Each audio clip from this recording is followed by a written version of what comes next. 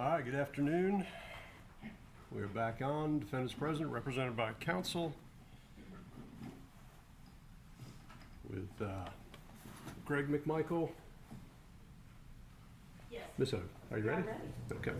All right, let's get the panel.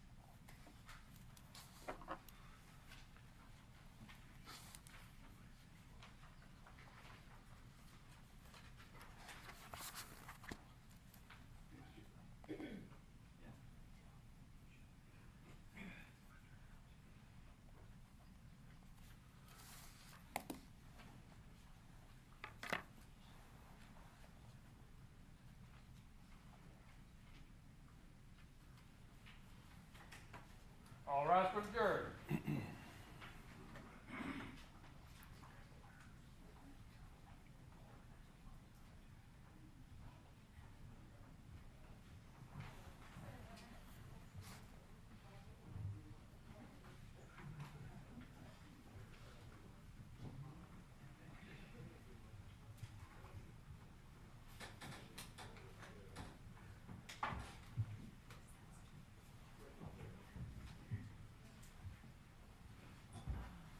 Please be seated.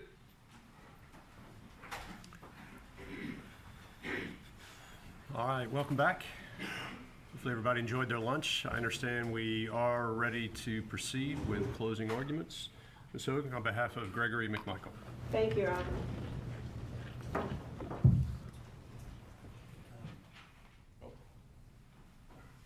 the next break, we have something we need to put on the record that transpired over lunch. My apologies. Okay.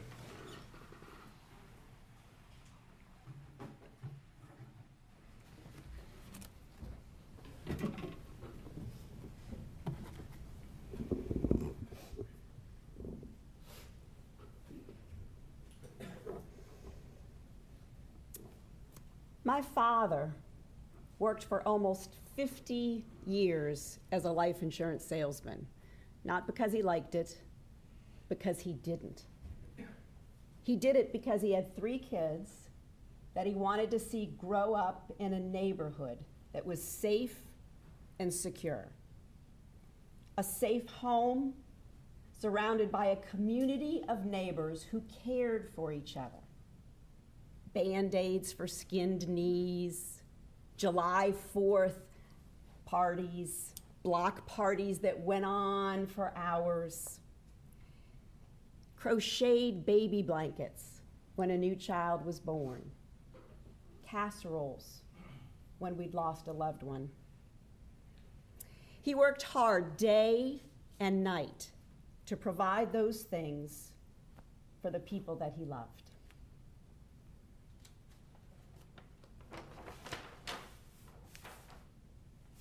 Larry English was a contractor in Douglas, Georgia, who worked hard every day to provide for his wife and 2 children, and to save for his dream to live on the water in a neighborhood just like that, safe, secure, filled with people who would care for each other. And when he became ill, he and his wife, Amy, had to fast forward their dreams. They fast forwarded that retirement dream, bought that land, and began working on their dream home, the project of building that home in Satilla Shores. It's the sort of life we all have the right to seek. The safety and security and comfort of people that we care about and who care about us. We work hard for our stuff. It's ours, and no one has the right to take it. And we should never, ever have to fear intruders. The police can be counted on to help, to respond, but they can't be everywhere and they can't be everything. A good neighborhood is always policing itself. Mr. Moore, you really need to put a fence around that swimming pool. I'm worried a child will fall in. Mrs. Pennock, Bobby is flying down Crossbrook Drive again in that new car. You have to talk with him and get him to slow down so no one is hurt. The police can't be everywhere, and in a safe, secure neighborhood, police are helped by those neighbors. Officer Rash testified, neighbors help neighbors, and neighbors help the police. There are really only two questions for you to answer to reach your verdict in the charges that the state has brought against Greg McMichael.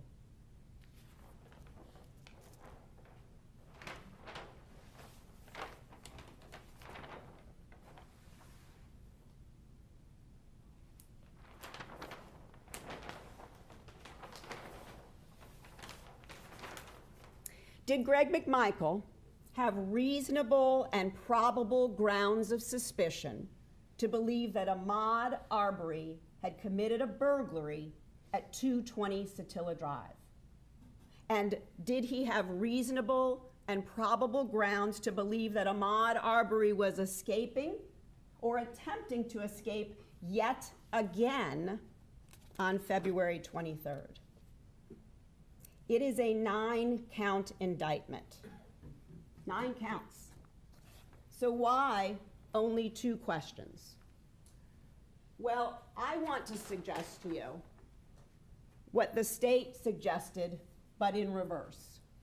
I'd like to suggest a methodical, efficient way to think about all this law and all these charges. I suggest that you begin at the beginning. Count 1, malice murder. And then take all the rest of those counts, 2 through 9, as one big chunk as you consider these important questions.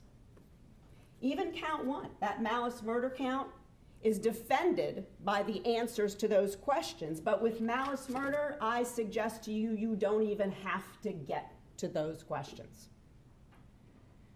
Greg McMichael pulled no trigger.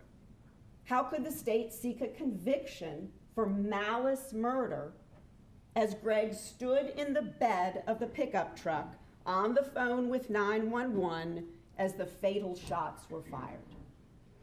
As a party to the crime, Ms. Dunikoski told you about the law that the judge will give you.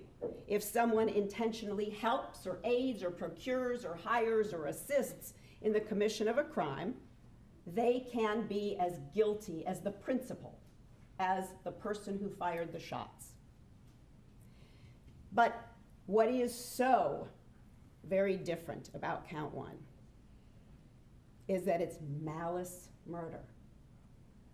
It requires the desire and the intent to kill, the deliberate intention to take the life of another human being, where all of the circumstances of the killing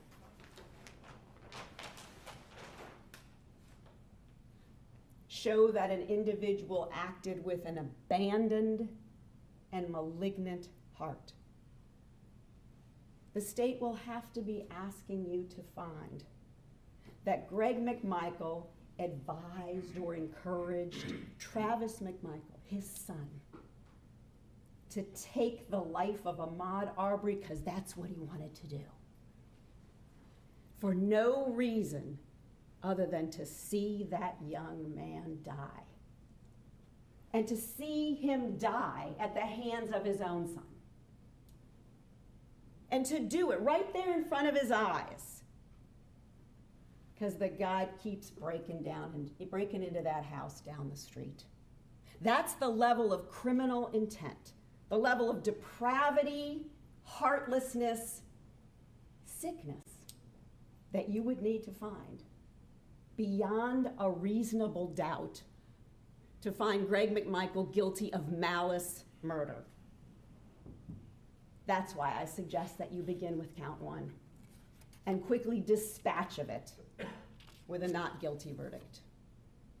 And then move down to the remaining counts, counts 2 through 9, because it comes down to this. If Greg McMichael was authorized by law to attempt to execute a citizen's arrest, to try to detain Ahmaud Arbery for the police to come and do their job, to try to keep peace and safety within that neighborhood, then they were within the law to hold him there for the police. How else does one hold an individual who does not want to be arrested for the police? You have to contain him, not false imprison him, contain him. You have to possibly hold him at gunpoint without firing a shot, not an aggravated assault, but the use of a reasonable and measured amount of force to make him stay where he did not want to stay. So if they were acting within the law in trying to execute a citizen's arrest, to detain Ahmaud Arbery for the police, then Travis had every single right to defend himself. When Ahmaud Arbery inexplicably took that sharp left turn at the right front of the truck, seeking to disarm Travis McMichael. So,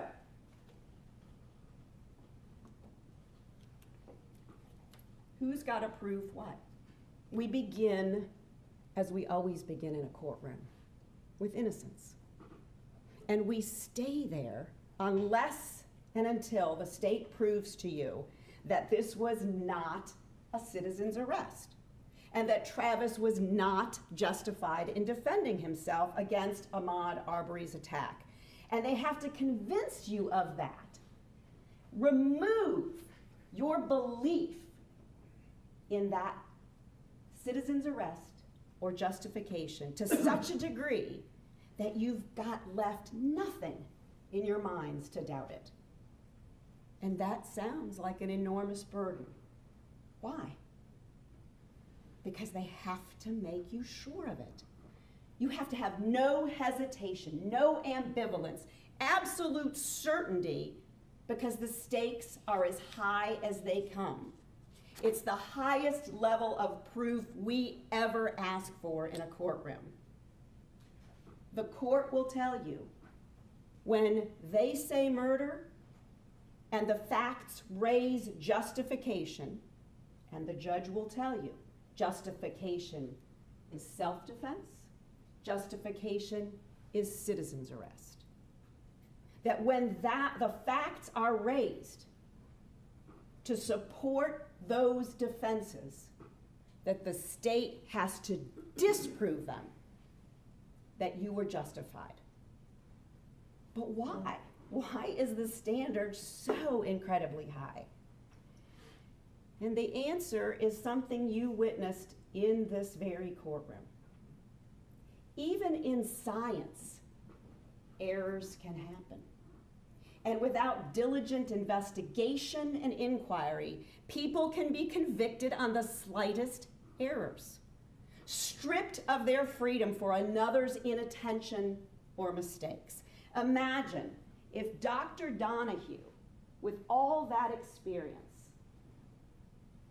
who made the decision, the conclusion, that the muzzle to target range, the end of Travis's shotgun to the chest of Ahmaud Arbery, was 4 feet away, based on a photograph he compared in a book, without having watched the video, and more egregiously, without even having looked at the clothes that covered Ahmaud Arbery's body.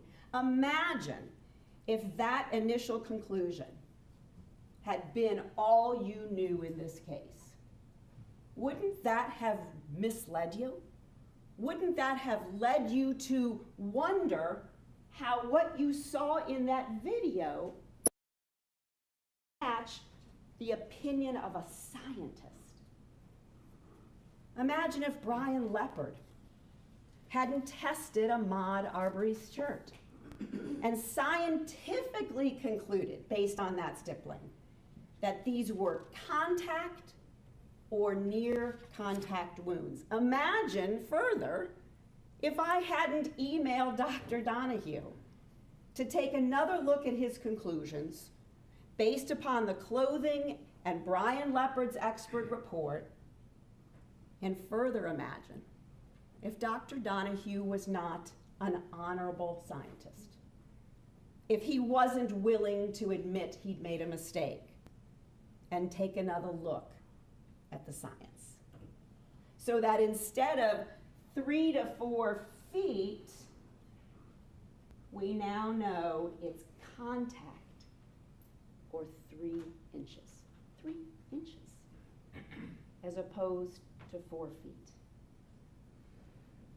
That is a demonstration to you why the system has to work this way, why the state has such a high burden, with evidence that leaves absolutely no reason to doubt, before any one of you can consider declaring that a man seeking to protect himself and his community is a murderer. You determine the facts, and the judge will tell you the law. So, of course, you need to be given the facts accurately and completely. The painful beauty of this case is that almost all of it is recorded. Security videos from outside people's homes in Satilla Shores. Difficult to listen to 911 tapes. And then, of course, the really hard thing to look at, the cell phone video that captured the last moments. Based on those undisputed recorded facts, still in the face of all that you heard and saw, the state's case demonstrated in opening what Mr. Hogue told you in opening statement. He told you Greg McMichael was absolutely certain, and he was absolutely right. You were so attentive, and I thank you for that. We all do. You took a lot of notes, and there was a lot of things to take notes about. So you know that the very first words out of Greg McMichael's mouth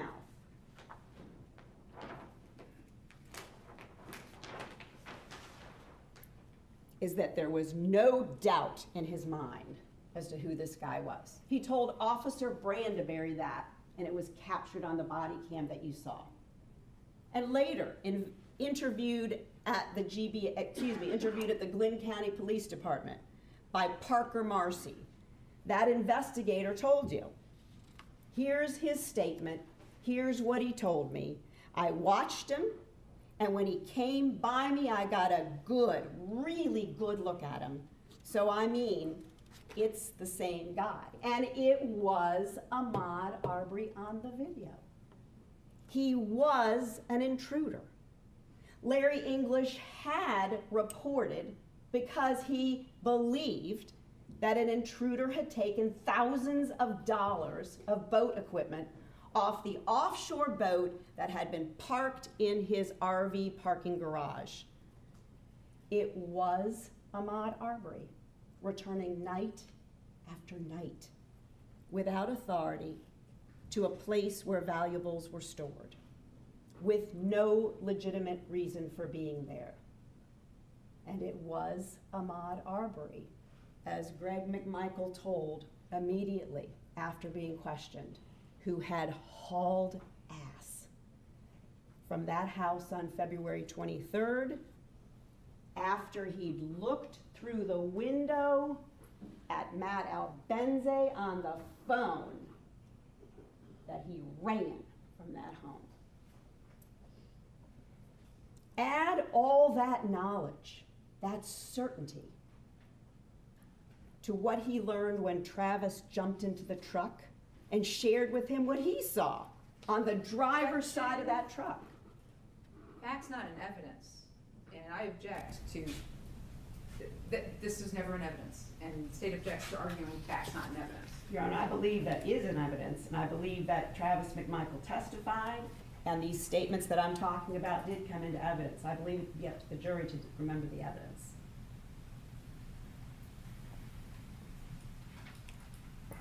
These are, all right, ladies and gentlemen, it is up to the jury to recall the evidence that has been presented in this trial. And what lawyers say is not evidence. So it is up to you to recall what the evidence is in the case and to go ahead and address this matter on that basis. I don't have a complete listing of all statements made, but it's up to you, ladies and gentlemen, to recall that. And just because a lawyer says something, again, does not mean it is evidence, and this is argument. Go ahead. You will be the decider of the facts. You took the notes, and I trust what you will remember from this trial. That Travis jumped into the driver's seat of that truck after having seen Matt Albenze standing in front of 220 Satilla Drive and pointing down that street, signaling down that street. That the man that Travis McMichael had seen only 11 days earlier with his own eyes, and then slowly pulled up alongside so that he could confirm for himself, Dad's right. This is the guy. And the judge will tell you. You will gather the facts from the totality of the circumstances. Did they have a reasonable and probable cause to believe that this was the guy? And you can know, and the judge will tell you, that you gather that from every sense that you have. Your hearing, your sight, your sense of what's going on around you. Certainty, though, is a way higher standard than what you even need to find in this case. Certainty was way more knowledge than they needed to detain Ahmaud Arbery to execute a citizen's arrest. And that was Greg McMichael's intent.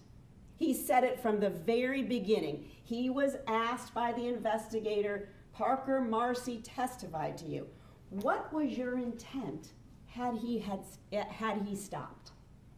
And he said, as clear as a bell, hold him for the police so that he could be arrested.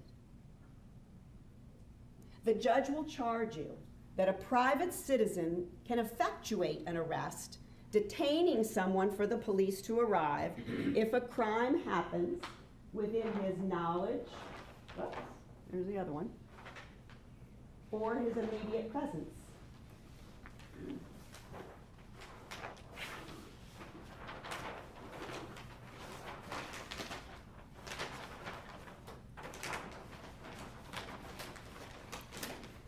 Thanks, Jason. I appreciate it. So here's what you have to know. That you haven't yet heard from the state. There are no magic words that are required. The court will tell you there's nothing special you have to say to be effectuating a citizen's arrest. There's nothing special you can't say while effectuating a citizen's arrest. If it happens within your knowledge or immediate presence, then you can effectuate a citizen's arrest and criminal trespass, the court will tell you, going on someone's property without the authority and for an unlawful purpose is a crime, the misdemeanor offense of citizen's arrest.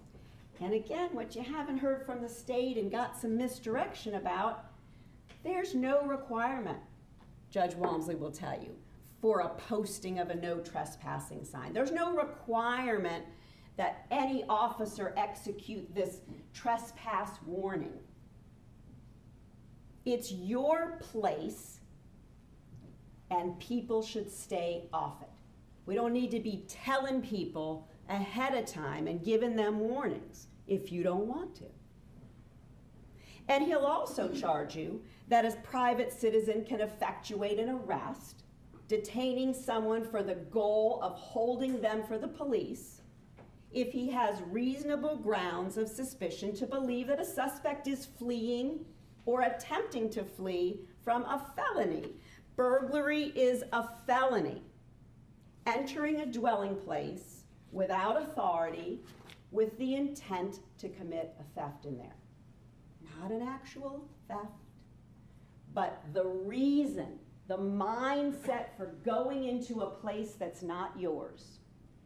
So how do you know that if there wasn't actually a theft? Judge Walmsley will tell you. The law will allow you to infer an intent to steal. If there's an unlawful entry, meaning crossing into a place that's not yours, a place where valuables are stored, and you heard testimony that plenty of valuables were stored at 220 Satilla Drive, with no other apparent motive for being there. That means every single time Ahmaud Arbery goes into that house, he is committing a burglary. But you hardly needed a jury instruction to tell you that.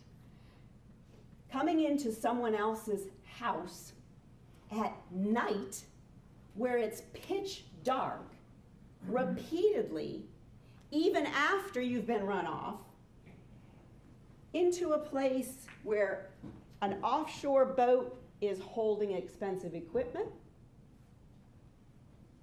the intruder comes in, and sometime after that intruder has left, your stuff is gone.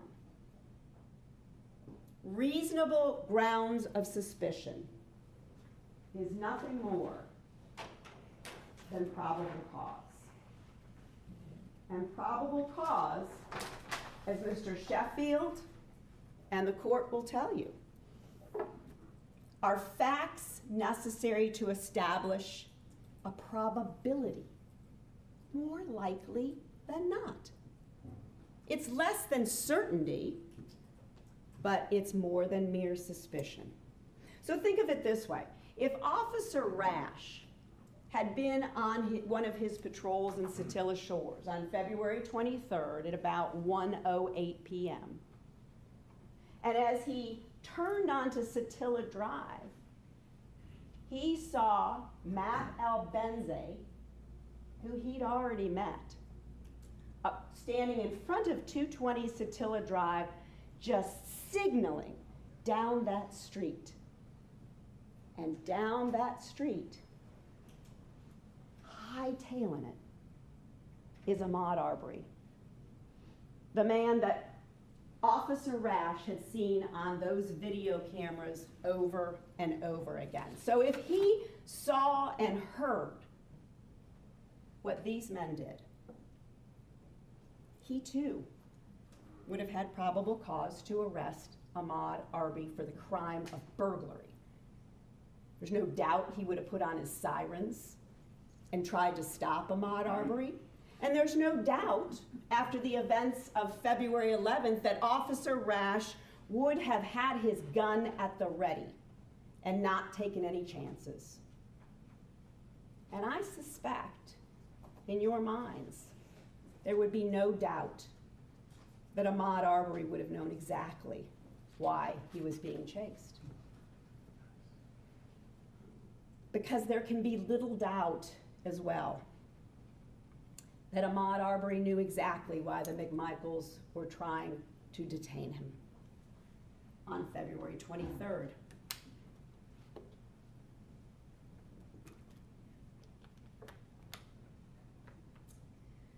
The truth of life is that it's very complicated.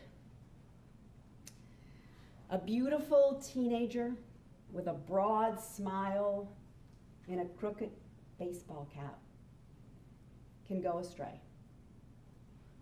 He can deteriorate and lose his way. And years later, he can end up creeping into a home that is not his own and running away instead of facing the consequences, acting erratically when approached, and making terrible, unexpected, illogical choices. But a mother's love doesn't fade from that beautiful boy in the ball cap to the young intruder. And sadly, no verdict can change the grief of that future not realized. The hope that he could have turned himself around. Because all we can guess about the young man is that his teenage years were full of promise, but his early 20s just led him in the wrong direction. The facts presented in this trial bear no resemblance to the story that the state told you in opening statement. A 25-year-old who met a brutal death after being chased and killed by residents of a neighborhood who wanted nothing more than to murder him for having the audacity to jog in their neighborhood.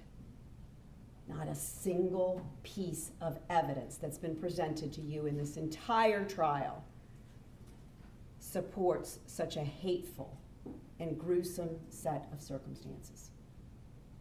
Turning Ahmaud Arbery into a victim after the choices that he made does not reflect the reality of what brought Ahmaud Arbery to Satilla Shores in his khaki shorts with no socks to cover his long, dirty toenails. There were two sets of decision makers on February 23rd. It is not just the McMichaels' decisions that led to this tragedy. And it is a tragedy. I see it in your faces, and I have felt it in mine. A young life lost, grieving parents. Greg and Travis didn't have to do anything on February 23rd. Greg could have looked up from his boat cushions, saw Ahmaud Arbery run past, and shrug his shoulders. Maybe call 911, maybe call Officer Rash, maybe text Diego Perez, and the fear and the frustration of this neighborhood would continue. But Greg McMichael's driveway decision wasn't the only decision that set this tragedy in motion.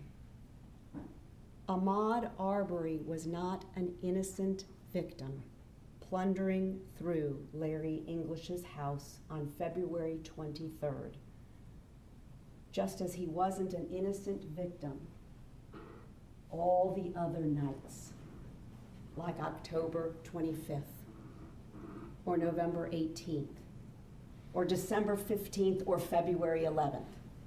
Is he the person responsible for stealing Larry English's expensive boat equipment? I don't know. We don't know. No one investigated that. But can anyone reasonably believe that Ahmaud Arbery was just doing a looky-loo on those nights in what has been described and shown to you as a home drenched in absolute darkness. The judge will instruct you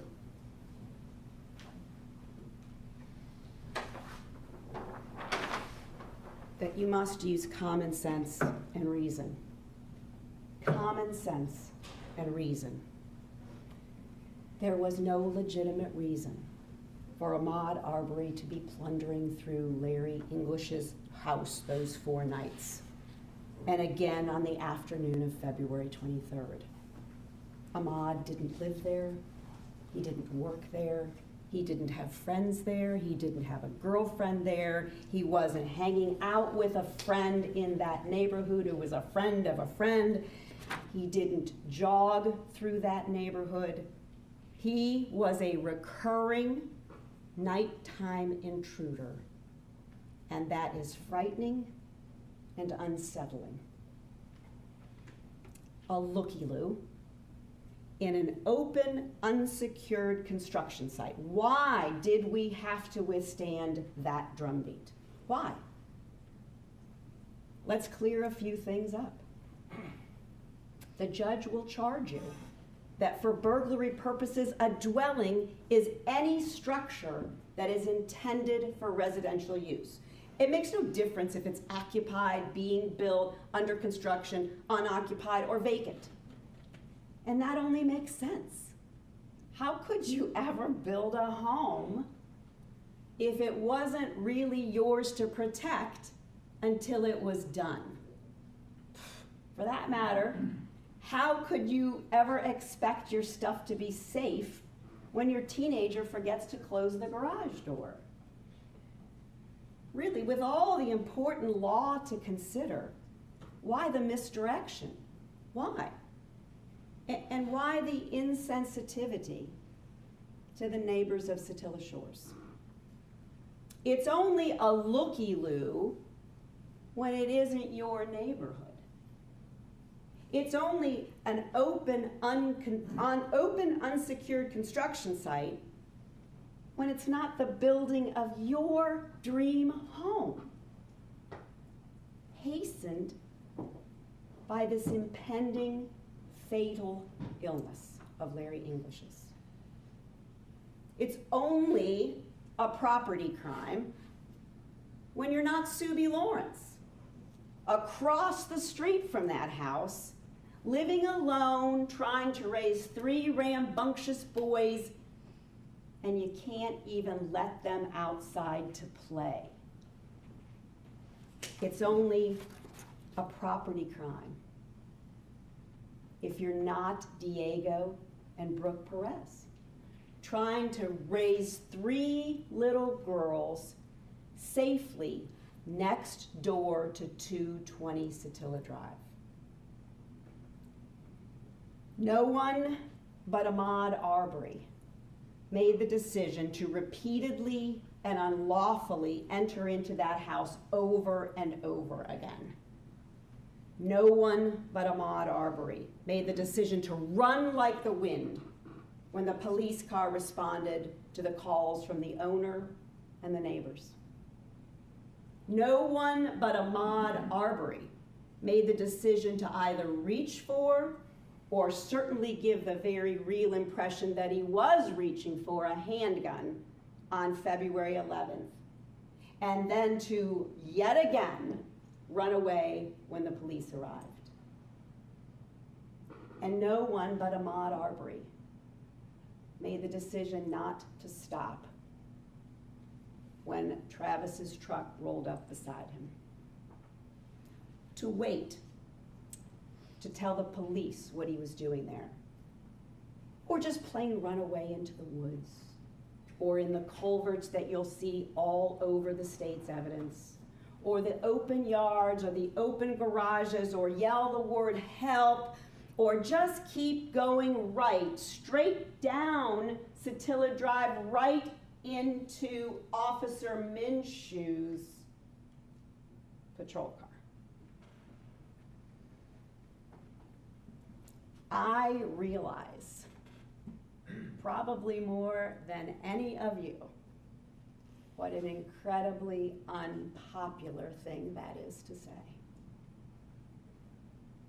But in a courtroom, with Greg McMichael facing the charge of murder, somebody's got to say it. And believe me, I'm proud to be the one to say it. Not to cause harm, not to cause pain, but because the truth in this place is really all that matters. Be very clear. Be very clear. No one is saying that Ahmaud Arbery deserved to die for whatever it was he was doing inside 220 Satilla Drive, because that's not why he died. He died because for whatever inexplicable, illogical reason, instead of staying where he was, whatever overwhelming reason he had to avoid being captured that day and arrested by the police, he chose to fight. He chose to fight. To, without any sense of reason, to run at a man wielding a shotgun, leaving him with no other alternative but to be placed in the position of killing another human being.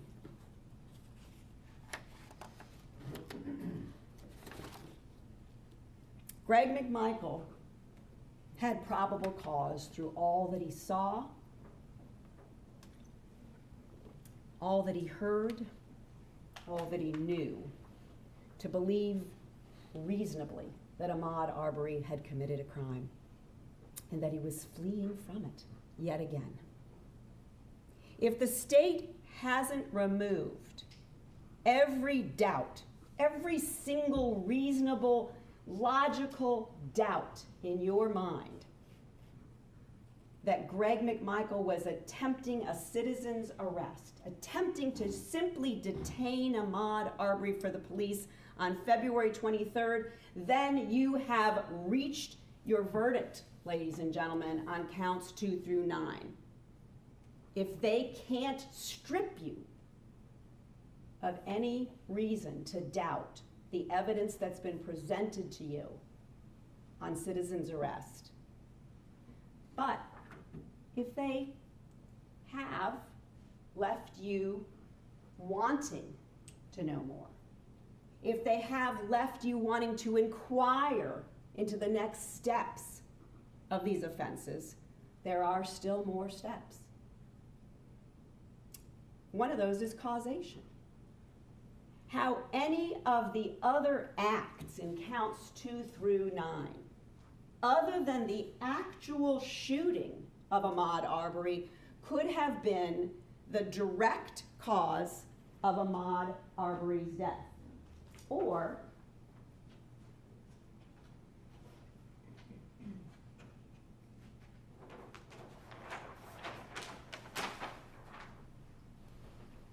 that it would have played a substantial and necessary part in causing the death. You would have to find that the goal of trying to detain Ahmaud Arbery for the police without using any excessive force, no fists, no discharge of the weapon, before that left turn attack on Travis, then the case is over yet again on counts 2 through 9. It would have to be not guilty because there would have been no causation between the counts that don't involve the actual discharge of that firearm. And then if you wanted to go one further step, you would have to ask yourself about Greg's role in all of this. while riding in the back of the pickup truck. As a party to the crime, the state would have to prove to you that that Gregory McMichael intentionally helped in the commission of the shooting, or advised, encouraged, hired, counseled, or procured Travis McMichael to shoot Ahmaud Arbery as he was on the phone with 911 shouting the word "No." Without proof beyond a reasonable doubt of all of those pieces, all of those elements, the state simply has not met their case. When I sit down, I get no more chance to speak with you, and that's a tough thing for me. I have to know that the state gets the last word. So given the state's opening and some of their cross-examination of witnesses, despite how careful I know you all were with your notepads and pens, with your attention, with your focus, I have to raise a few more things to make sure you notice them, because the stakes are so incredibly high. Ms. Dunikoski told you in her initial closing argument that she was afraid that we'd persuade you of the things that we're sharing with you about the state's case. I'm afraid that she's going to cherry pick. Cherry picking is this: it's choosing and taking only the most beneficial items from all that's been provided to you and trying to turn that into a fact. Don't look over there at all the rest of the stuff. Just look at these beautiful cherries I've picked. Context determines meaning.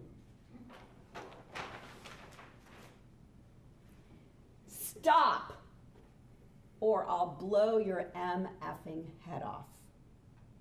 You heard that from opening statement, and you heard it all the way through the trial. Cross-examination. Versus the actual reality that I think I saw you all write down of what Greg McMichael told Parker Marcy and what the investigators testified about what it really meant and when it really was supposed to have happened. Greg McMichael said that horrible sentence, "or something." "Stop," he said to the investigator. I said to him, "Stop, or I'll blow your MFing head off," or something. You didn't hear "or something." But most importantly, what we now know is that Greg McMichael fought in the panic and adrenaline and fear and of that horrible situation. He thought that's what he said at the very end of this encounter. Mr. Hogue cross-examined every witness who was with Greg McMichael when he shared that piece of information. The DA wants to make you think, by cherry picking, that Greg McMichael said that anywhere, anytime, over and over, all through, anywhere through the pathway. But what those witnesses, those investigators and officers told you is that Greg McMichael was talking about the final encounter. Officer Brandeberry was asked, "When did you understand he was telling you he said that?" And Officer Brandeberry said, "He's talking about the final encounter on Holmes Road." "Yes, that's my understanding." Parker Marcy was asked, "When would that have occurred?" Would that have occurred giving the context of the full statement, which because of the laws in this courtroom and around the state of Georgia, You cannot have all of the statement read to you, so there had to be context. And that gets a little dicey. And that's why you have to be extra careful when you're sharing that information with a jury. So Mr. Hogue cross-examined those officers to say, let's draw down on when that was supposed to have happened. He said it was supposed to have happened at the final confrontation. The same place where Greg's on the phone with 911? Yes. That's what he thought he said. So whatever he said on 911, Mr. Hogue asked the investigator, would that be the most accurate way of knowing what he really said? And that investigator, just like all of you, would say, of course. Whatever you heard, whatever the state presented in the 911 call, whatever you can listen to again, bears no resemblance to what Greg McMichael, after a stroke, and the panic and the fear and the sadness of those moments when he was interviewed, thought that he said on the 911 call. You're the decider of the facts. You're the ones that are going to have to make the decision about what's true and what's not true about this case. Jason Sheffield said the word red herring, so I went ahead and looked it up. I've always heard that phrase, and the definition is something that's intended to be misleading or distracting. So I'm going to tell you I've got one more concern before I sit down. And that is, and I could be completely wrong about this, but I'm concerned about it, so I want to share it with you since I can't come back up in case my suspicions are correct. I'm afraid of why the state kept introducing into evidence still shots of Greg McMichael with various people at the scene. I noted them in the beginning, thinking it wasn't any big deal. I take down a lot of notes, like you all do. And then I kept seeing a pattern. And again, Ms. Dunikoski, I could be completely wrong about this, but I'm concerned that Ms. Dunikoski is now digging so deep to make this case that she's going to suggest to you that Greg McMichael was on that scene manipulating testimony and evidence. It seems kind of wild when you think that the whole event is on video and that the people that came in with that video said it hadn't been altered or changed in any way, and that Officer Minshew is there in seconds on the scene, and we see everything that's happening on his body cam. In fact, it was Travis and Greg who waved him down. But there's photos of Greg comforting his son. There's a photo of Greg McMichael after 30 years in law enforcement having a conversation with Captain Tom Jump. There's evidence that the film, Officer Minshew said, Roddy's got this on the film, and Greg was able to say, Travis, it's captured on film. There's a screenshot of Diego talking to Greg, even though Officer Adam Jackson, who testified, said, I spoke to Diego Perez. He said, I got some camera footage, you want it? And we got the security camera footage from Diego Perez through Adam Jackson, unadulterated, and presented to you. So I just have to say, thank goodness that as awful as those recordings are to hear and see, they reflect the truth of what happened, who did what, and why. And there is no way to suggest that there was any manipulation of evidence or testimony at the scene. So now,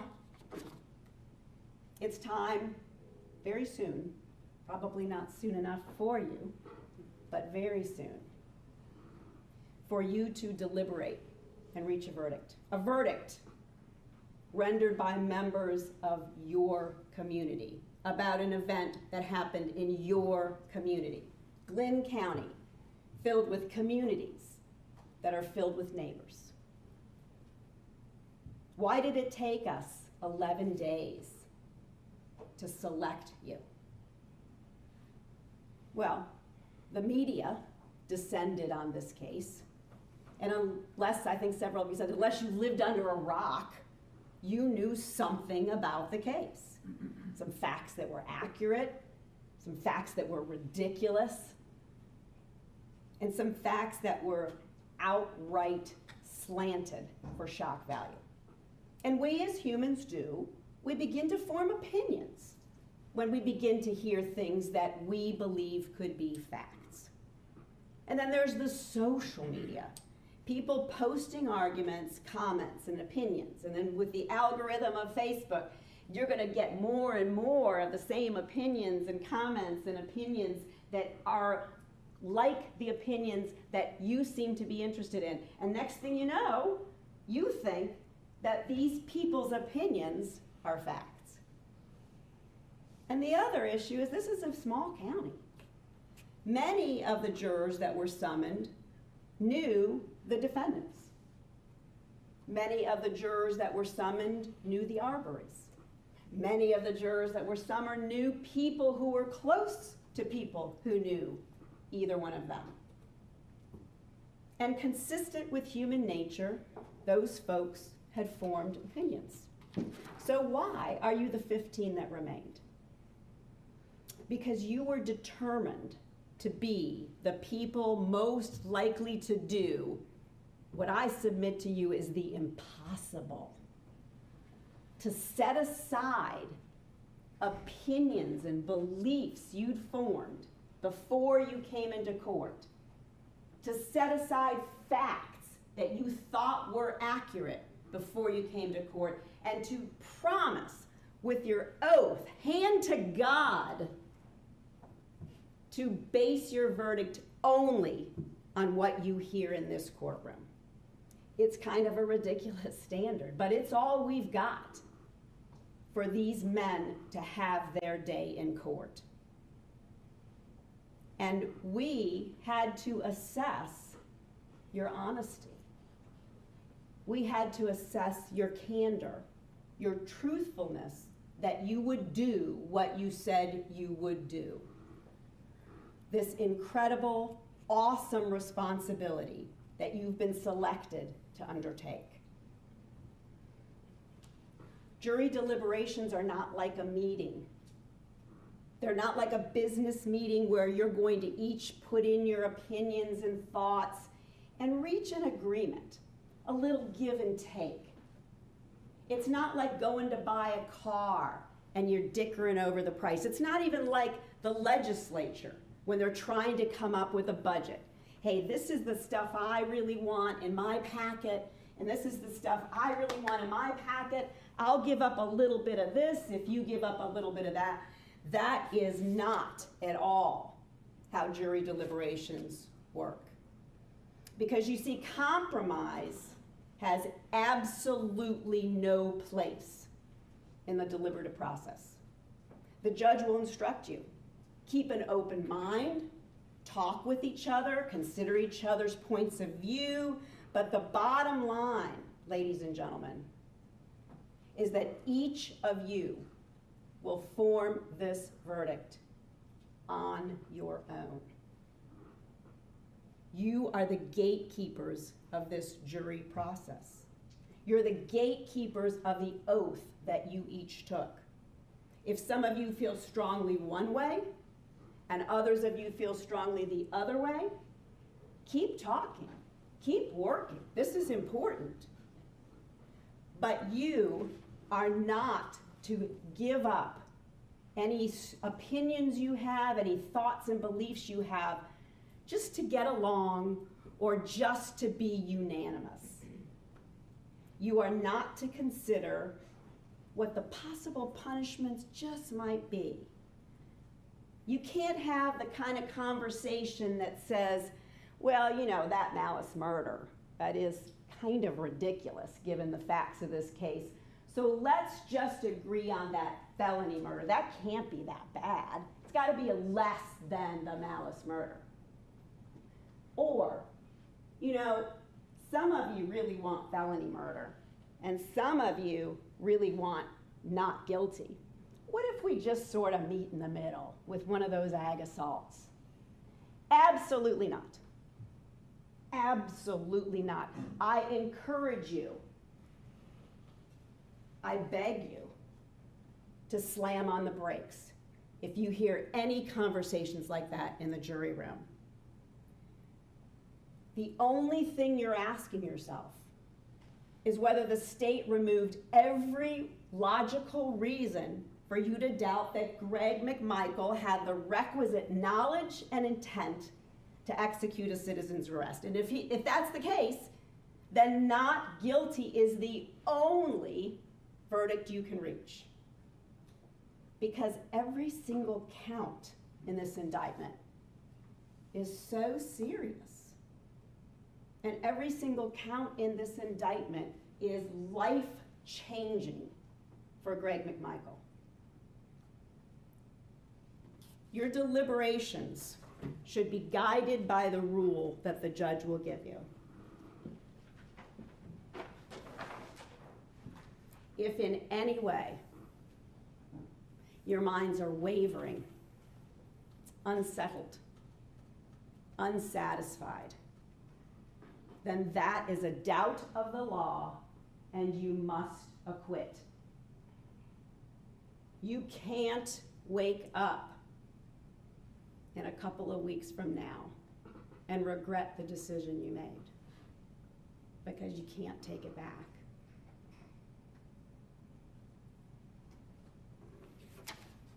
The Constitution, our beautiful Constitution, demands no less than this certainty. The grandparents on golf carts in Satilla Shores, the kids on bikes in your neighborhood, the couples walking their dogs after dinner in our small town neighborhoods deserve no less.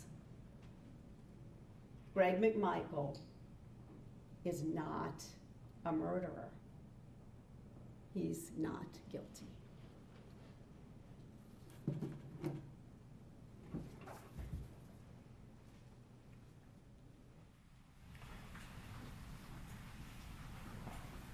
Thank you, counsel. Ladies and gentlemen, we're going to take let's take a 15-minute recess, and we'll continue with closing arguments. Again, do not discuss this case amongst yourselves until you've been instructed to do so by the court. Thank you. All rise for the jury.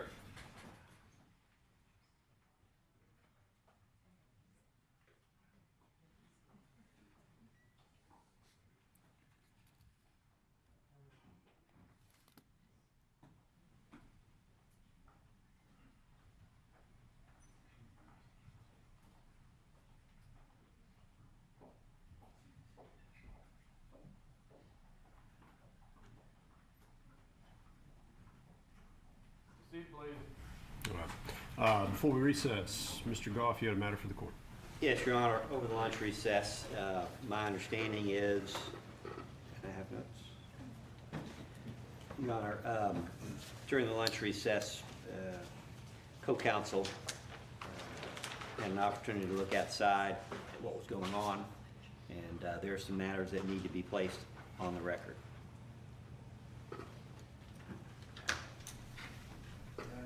Go ahead and get this out.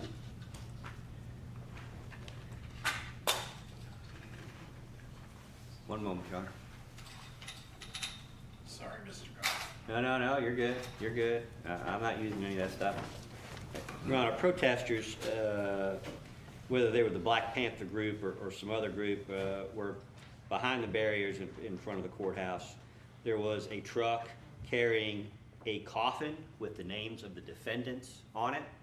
At least one of these groups, I believe it was the Black Panther group, is referenced in the motion filed this morning that their specific objective was to influence the proceedings in this case.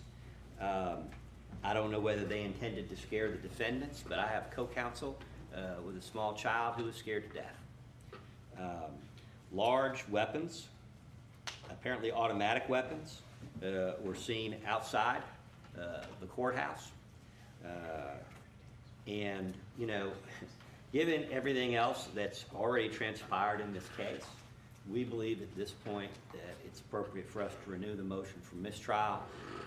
This court has gone to great lengths to give these defendants a fair trial. But the security precautions that were in place, despite the sheriff's best efforts and your Honor's best efforts, we've now got people claiming to be violent driving around the courthouse with coffins with our clients' names on them with semi or fully automatic weapons. I mean, I'm not sure that this is no longer a figurative mob. This is a literal mob. And inevitably the proceedings, despite best efforts, are tainted. We would move for a mistrial. Anything from remaining defendants?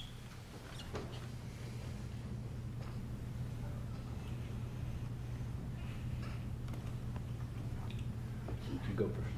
Yeah, our position again is if the jury has been exposed to it, yes, we would be gravely concerned and we would need them to let the court know that they've seen it and it's had any influence on them.